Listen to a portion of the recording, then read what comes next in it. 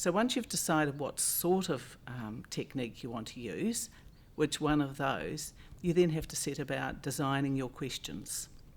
So you design a questionnaire, and again, there are whole books written about designing questionnaires, but you want to make sure, I suppose, in short, that you've got a logical sequence. So often people have what we call a chronological sequence, where you talk about where you were born in your childhood, your education, then your early memories of the marae, the changes that have occurred on the marae, what's happened over each decade or something like that.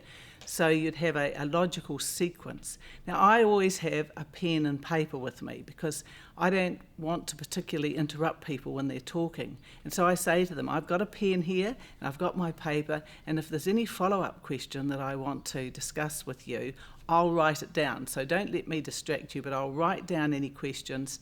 Because what I've found over the years is that somebody will be talking, and if I interrupt them to ask my question, we might never get back to what they were talking about. They'll lose their thread, as it were. And it's particularly in an interview I can think of where a person was talking about eel boxes, for example, and I interrupted and said, "How big was this eel box?" And he stopped and he described it to me, but we actually never got back to his story. So I've always regretted that. So I try not to interrupt. I try to just write down the questions, and then when I take a break, I say, from the last half hour, we've got this, and I'd like to follow up with these questions, and then we'll move on to the next stage.